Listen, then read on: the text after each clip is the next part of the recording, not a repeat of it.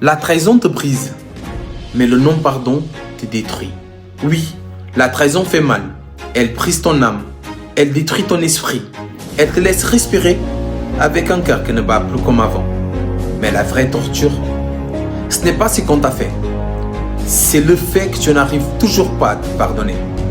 Je ne te parle pas pour te plaire, je te parle pour te réveiller. On te dit que la trahison fait souffrir, c'est vrai, mais personne ne parle de ce qui fait le plus de dégâts, les conséquences invisibles.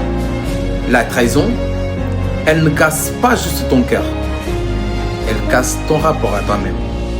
Tu doutes de ta valeur, tu doutes de ton jugement, tu doutes de ta capacité à voir clair. Tu te demandes comment tu as pu aimer quelqu'un qui a utilisé tes blessures pour te détruire. Et c'est là que la douleur change de forme.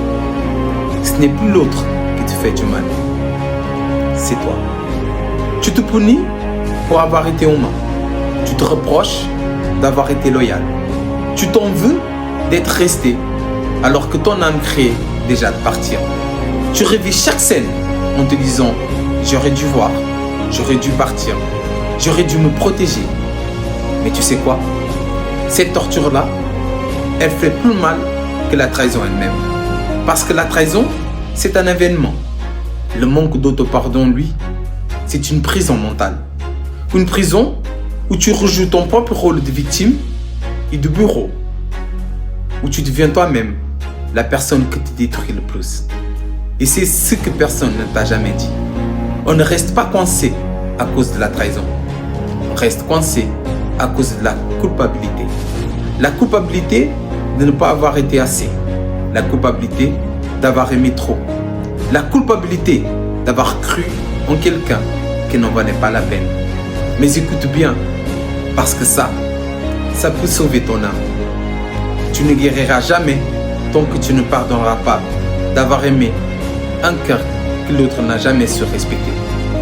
Ce n'est pas à eux que tu dois pardonner en premier, c'est toi. Parce que tu mérites la paix, tu mérites de respirer sans douleur, tu mérites d'arrêter de te battre contre ton propre reflet. Tu mérites de fermer cette page que tu as vidée. Le jour où tu pardonneras, tu vas sentir quelque chose se casser en toi. Pas ton cœur, tes chaînes. Si tu veux sortir de cette prison intérieure, écris « Je me pardonne » en commentaire. C'est ton premier acte de liberté.